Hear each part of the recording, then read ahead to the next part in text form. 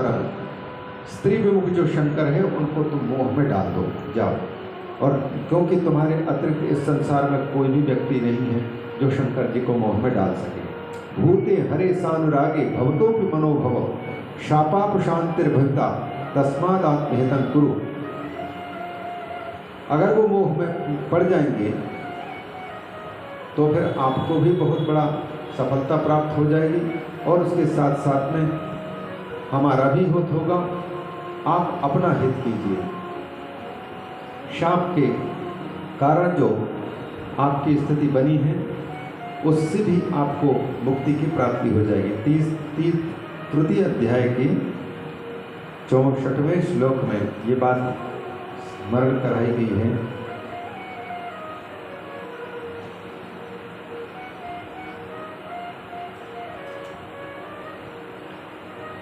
भवनेत्राग्नि निर्दग्धा कंदर्पो दर्प मोहिता भविष्यति महादेवे कृत्वा कर्म शुरुस्करम।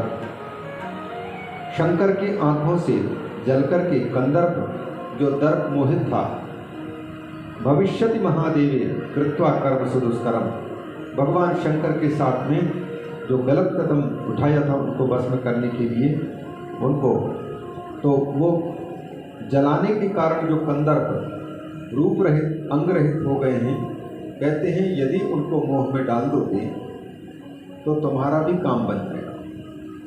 क्यों काम बन जाएगा? बोले तुमको जलाया है और जलाए रहने के कारण ही कोई कामना उसकी उत्पन्न होती ही नहीं। जब उनको मोह में डाल सकोगे और किसी कांता को देख करके उनके चित्त में काम भाव जाग जाए तो फिर तुम्हारी भी पूजा होने लगेगी, तुमको वो अंगीकार कर लेंगे, तो तुम्हारा भी काम बनेगा और हमारा भी काम बनेगा। उनको मोह में डालो। इस प्रकार से कहकर के रति के साथ में उनको भेजा, लेकिन फिर भी जीत हासिल नहीं हुई। जीत नहीं हासिल हुई तो आकर के ब्रह्मा जी के पास में कामदेव ने कहा कि पिताजी, हमने पहले ही कहा था कि उनको जीत पाना मुश्किल है। तस्मात् जाया द्वितीयस्त्वं यतस्व हर मोहने। कामदेव ने कहा आप किसी कांता के अधीन उनका मन हो जाए, लेकिन आप पहले बताइए तो सही कि आपकी सृष्टि में कौन है ऐसी स्त्री जिसके रूप को देख करके उसका मन मुग्ध हो जाए। आपकी सृष्टि में आपसे भी सुंदर और आपकी सृष्टि भी से भी सुंदर कोई यदि हो तो ऐसी स्त्री की आप नाम बताइए, या तो फिर आप रचिए, तभी मैं काम कर पाऊंगा, तभी उसको मोह में डाल सकूंगा, क्योंकि वही मेरे लिए सबसे बड़ा अस्त्र है। पंचबाणों के लिए, पंचबाणों से करिष्ये हम तब विभो वचनात् शंभु मोहना किंतु योषित ममास्त्रम। कामदेव जी कहते हैं कि योषित स्त्री मेरे सबसे बड़ी ताकत है, सबसे बड़ा बल है, उसी के द्वारा मैं जीत पाता हूँ। इसलिए कोई ये शुद्ध नहीं चाहिए। तत्कांतां भगवन् सृज, आप किसी कांता को रचिए। मया सम्मोहिते शंभु यया तस्यानुमोहनम कर्तव्यम अधुना धातस तत्रोपायम कर्म परम कुरु। ब्रह्मा जी से इस प्रकार से जब कहा तो ब्रह्मा जी चिंता में पड़ गए कि ऐसी सुंदर सुंदर रचना मैं कहाँ से करूँ। जब बहुत चिंतित हुए, कया सम्मोहनियो यो, चिंता को प्राप्त हुए, चिंताविष्ट जब हो रहे तो लंबी लंबी सांसें चलने लग गई कि मैं कुछ नहीं कर पाऊंगा, लगता है लंबी सांसें चल रही थी। कहते हैं कि चिंताविष्टस्य में तस्य निश्वासो यो विनिर्गता, लंबी लंबी सांस निकल रही थी। उसी समय पर जो सांस निकले उस सांस से एक दिव्य पुरुष सामने प्रकट हो गया। तस्मात् वसंतः संजातः पुष्प प्रात विभूषिता, फूलों से सजा हुआ वो वसंत, चैत्र महीने में जो उपस्थित होता वसंत, जिसमें हमारे वर्ष की शुरुआत होती है, चारों ओर प्रकृति में फूल खिल उठते हैं, हरियाली छा जाती है, शीतल मंद सगंध सुगंध हवा बहती है। वर्ष की शुरुआत माता जी के और भगवान श्री राम के पूजन किससे प्रारंभ होता है, और भगवती पार्वती का प्राकट्य भी, क्योंकि उसी नवमी के दिन मध्यरात्रि को हुआ, और भगवान श्री राम का प्राकट्य भी वही चैत्र शुक्ल नवमी के मध्य दिवस में हुआ। तो भगवती पार्वती का भी प्राकट्य चैत्र शुक्ल नवमी के बिल्कुल आधी रात, इसलिए भगवती राजराजेश्वरी की उस दिन 9 दिनों तक आराधना भी होती और भगवान श्री राम के जन्म को मनाते हैं। और भगवान श्री राम जो रावण पर विजय प्राप्त किए, तो इन्हीं भगवती विजया की कृपा से विजय प्राप्त की। शंकर जी की तो आराधना किए ही किए रामेश्वर की स्थापना करके, लेकिन शक्ति की आराधना किए श्रीमद् देवी भागवत महापुराण के तृतीय स्कंद के 27, 28, 29 और 30 इन 4 अध्यायों में भगवान श्री राम के संक्षिप्त चरित्र है, पर माँ के आराधक के रूप में वहाँ पर प्रदर्शित किया गया और माँ ने आशीर्वाद दिया कि विजय को प्राप्त होगा। तो उन्हीं की स्मृति में फिर दशहरा मनाते हैं, विजयादशमी मनाते हैं। तो भगवती राजेश्वरी राजराजेश्वरी, तो उनके पूजन का समय जब आता है चैत्र शुक्ल प्रतिपदा तिथि से 9वीं तिथि तक वर्ष की शुरुआत होती है और मध्य में भी उन्हीं राजराजेश्वरी की पूजा होती है 6 महीने बीतने के साथ साथ। चैत्र शुक्ल नवमी, चैत्र शुक्ल पक्ष प्रतिपदा से 9वीं गिन करके फिर बसंत ऋतु के बाद में फिर ठीक आश्विन मास के शुक्ल पक्ष 9वीं, वहाँ भी माता जी की और राम जी की आराधना होती है। 4 जो नवरात्रियाँ होती हैं, 2 गुप्त नवरात्रियाँ हैं और दो प्रकट नवरात्रियाँ 3-3 महीने के अंतराल में आ रहे हैं। चैत्र शुक्ल प्रतिपदा तिथि से लेकर के और 9वीं तक की ये वर्षारंभी नवरात्रि कहलाती है, प्रकट नवरात्रि।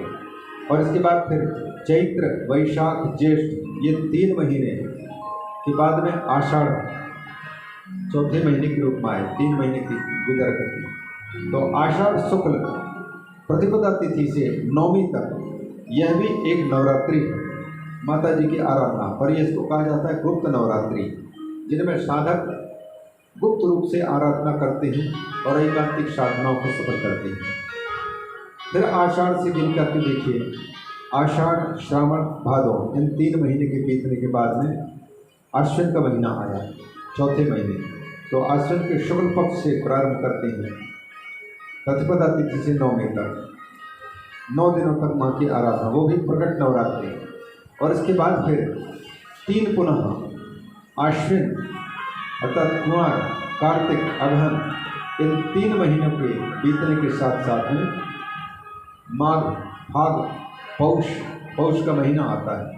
पौष के महीने में भगवती की आराधना शुक्ल पक्ष प्रतिपदा तिथि से लेकर के और 9वीं तक, पर आराधकों ने माघ के महीने को लेकर के माघ शुक्ल प्रतिपदा तिथि से 9वीं तक की तिथि में भगवती की आराधना की, जिसमें कि बसंत पंचमी है, माघ शुक्ल पंचमी तिथि को। बसंत ऋतु, ये बसंत ऋतु सभी ऋतुओं का राजा कहलाता है, ऋतुराज बसंत कहलाता है। ऋतुराज बसंत की उत्पत्ति भगवान ब्रह्मा जी के लंबे लंबे श्वासें लेने पर ये इसकी उत्पत्ति दिखाई, हमारे चित्त को आह्लादित करने वाला। तस्मात् बसंत संजाता पुष्पभ्रांत विभूषिता, बड़ा सुंदर वर्णन किया है, क्योंकि प्रकृति का भी वर्णन जो शास्त्रों ने किया है तो मानवीकरण करके किया है, माने मनुष्य की भांति उनका चित्रण किया है। ये इसलिए किया है क्योंकि हम किसी न किसी चित्र को खींच करके बताते हैं तो समझ में आती है, मन को बताना है, बुद्धि को बताना है, तो उसका एक रूप कल्पित करके वर्णन करते हैं तो वह आसानी से इस समझ में आ जाती है। मानवीकरण, इनके सुंदर रूप का वर्णन किया है, सर्वांग सुंदर। इसको देख करके ब्रह्मा जी ने फिर बसंत ऋतु को देख करके और साथ ही साथ सामने खड़े हुए हैं कामदेव और रति, इन दोनों से कहा कि अब जाओ, ये बसंत को साथ में ले जाओ। ये बसंत इसलिए नाम बसंत पड़ता है क्योंकि बसती का अंत कर देता है, ऐसी व्युत्पत्ति इसकी की है स्वयं ब्रह्मा जी ने। बसते अंतत्वात् बसते रंत हेतुत्वात् बसंताख्यो भवत्वयम् तवानुगमनम कर्म तथा लोकानुरंजनम। इसका काम है सदा आपकी सहायता करना। जहाँ जहाँ आप जाएंगे वहाँ वहाँ ये सहायता करेगा। और उनके साथ साथ में मारगणों की उत्पत्ति, ये भी भगवान ब्रह्मा जी के कई श्वास निकले, उन श्वासों के परिणाम के रूप में ये मारगण उत्पन्न हुए। तो मारगणों ने जो कि मारो मारो, छेदो काटो, यही चिल्ला रहे थे। ब्रह्मा जी से कहा कि हमारा नाम बताइए, काम बताइए। ब्रह्मा जी ने कहा कि तुम जन्म लेते ही मारो मारो चिल्ला रहे, तुम्हारा नाम मार ही होगा। मार, मार्केश, मार कामदेव को कहा जाता है, और इनकी जो सेना है उसको मारगण कहा जाता है। मार, ज्योतिष शास्त्र में एक मार्केश, मार्केश की पीड़ा होती है, तो उनमें भी कहते हैं कि अब इन मारगणों को लेकर के और वसंत को लेकर के, उनके साथ साथ में देवांगनाओं को लेकर के जाओ और शंकर जी को मोह में डालो। भगवान ब्रह्मा जी ने उन सबको अहं ताम कामिनी तातो भावजिष्याम यत्नता मनसा सुविचार जीवो या हरम मोहेशति। कहा कि मेरा ये काम करो और मैं जाता हूँ। शंकर को मोह में डालने वाली किसी न किसी दिव्य अलौकिक देवांगना, चाहे वो कोई भी हो, भगवान शंकर के चित्त को काम के द्वारा खींच सके, ऐसी कामनी क्यों मैं अवश्य कहीं ना कहीं से व्यवस्था करता हूँ। एवं उक्तो मया काम सुरज्येष्ठेन हर्षिता ननाम चरणों में भी सपत्नी सहित तदा। कामदेव सेना समेत पहुँच गए और जाकर के अपने प्रभाव दिखाने लग गए। कैलाश पर्वत पर विराजमान है भगवान भोलेनाथ, और कामदेव बसंत ऋतु, कामदेव के 5-5 पुष्प बाण, बसंत ऋतु, मारगण और उनके साथ साथ में देवांगनाएं, सब के सब ले गए।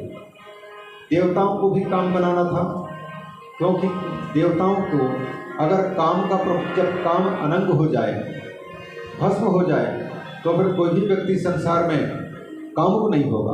कामुक नहीं होगा तो फिर संतति ही रुक जाएगी, सृष्टि रुक जाएगी। और ये काम के अधीन होकर के ही सारे संसार की स्थिति बनती है। किसी चीज़ की कामना उत्पन्न होती है, ये कामना ही उत्पन्न नहीं होगी तो फिर सबके सब एक ही साथ मुक्त हो जाएंगे। ब्रह्मा जी चाहते हैं कि हमारी सृष्टि चलती रहे और यमराज की भी दुकानदारी बंद न होने पाए। सृष्टि करता है, तो इसलिए वो काम को सृष्टि के लिए उपयोगी जान करके उनको जिंदा भी रखना चाहते हैं और सर्वोपरि उनको रखना चाहते हैं। काम और भगवान शंकर को अपने पक्ष में लेना चाहते हैं। इस प्रकार से कामदेव गए और इसके बाद भी हरा नहीं पाए, पूरी ताकत लगाई। विस्तार से यहाँ वर्णन है। मारगण भी अपनी ताकत लगाए, बसंत ऋतु भी, मधुर जिसको कहते हैं, चैत्र और वैशाख का महीना जिसमें कि सारे फूल आदि खिले होते हैं, सब कोशिश किए लेकिन नहीं कर पाए। अंत में भगवान ब्रह्मा जी के पास में आ गए। हे ब्रह्मन, हे प्रजानाथ, सर्वसृष्टि प्रवर्तक, उत्पन्ना का इमे वीरा विकराला भयंकरा। कामदेव जो उनके साथ साथ में श्वासों से उत्पन्न हुए मारगण, उनको भी लेकर के पहुँचे थे, उनका निवेदन करते हुए कि ये मारगण भी कोई काम के नहीं आए। बसंत ऋतु भी हार गए और मेरी पत्नी रति के साथ में मैंने पूरी ताकत लगा दी, लेकिन मेरे अधीन शंकर नहीं हो सके। मया सम्यक कृतम कर्म मोहने तस्य यत्नता तन्मोहो न भवत्तात न भविष्यति नाधुना। और मैंने निश्चय कर लिया कि शंकर जी के चित्त को विकृत कर पाना किसी के बस की बात नहीं है। तब वाक गौरवम मत्वा दृष्टवा मारगणानपि। मैंने आपके कथन के अनुसार ये सब किया, लेकिन मैं सफल नहीं हो सकता इसमें। निजाश्रमे गते कामे सगणे सरतौ नतः किमासीत किमकासीत त्वं तच्चरित्रम वदाधुना। कामदेव के पराजय की बात सुनकर के नारद जी ने पूछा। फिर कामदेव जब हार करके अपनी पत्नी के समेत जब चले गए तो फिर आगे की घटना क्या हुई और आपने क्या किया। ब्रह्मा जी सुनाते हैं कि तब से कामदेव की भी हेकड़ी बंद हो गई, बसंत ऋतु भी अपने ऐठन बंद कर दिए, मारगणों की भी घमंड अभिमान सबका सब चूर हो गया, बसंत ऋतु भी ढीले पड़ गए। और इसके बाद फिर वो मेरे तो और भी लंबे लंबे सांसें चलने लग गई। मैं जो करना चाहता था उसमें सफल नहीं हो पा रहा था। मैंने सोचा कि मैं क्या करूं, कहाँ जाऊं। एकांत में जाकर के मैं लंबे समय तक सोचता रहा। इसके बाद फिर मैंने विष्णु को स्मरण किया कि उनसे मैं उपाय पूछूं और वो शायद कुछ उपाय करे तो हमारा काम बन सकता है।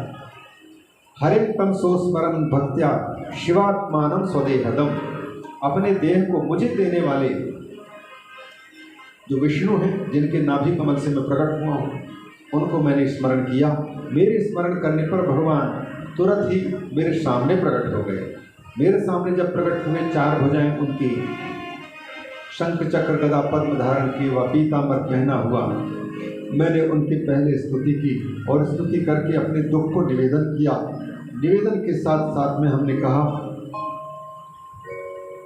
भगवान आपके अतिरिक्त मेरा कार्य कोई कर नहीं सकता है, और मेरा ही कार्य नहीं बल्कि आपका भी और समस्त देवताओं का भी कार्य करना है, तो शंकर जी को अपने ही बराबर की उनको बनाना आवश्यक है।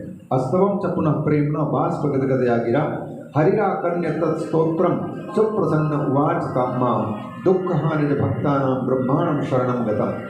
शरण में आए हुए मुझे जान करके भगवान श्री हरि ने हमको समझाना शुरू किया। विधाता धन्य हो, तुम लोक का कार्य करने के लिए चिंतित हो, लेकिन मुझे तुम किस लिए स्मरण किए ये तो बताओ। किन जातंते महत दुखम मदग्रे तद बदाधना।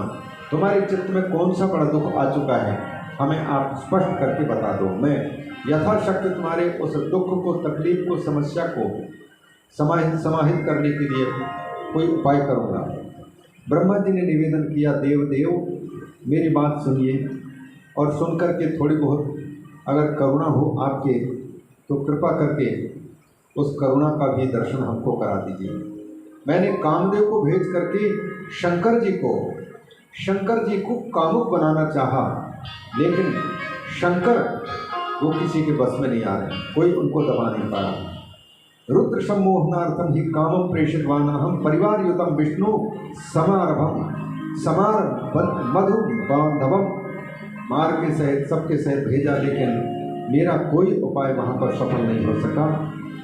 वो तो बिल्कुल किसी के मुँह में आ ही नहीं रहा। इसलिए आपसे मैं निवेदन करना चाहता हूँ कि जिस प्रकार से भी शंकर मोह में फंस जाए उसके लिए आप उपाय बताइए। भगवान मुस्कुराने लग गए कि ब्रह्मा, तुम्हारी इस उम्र में बुद्धि उल्टी कैसे हो गई।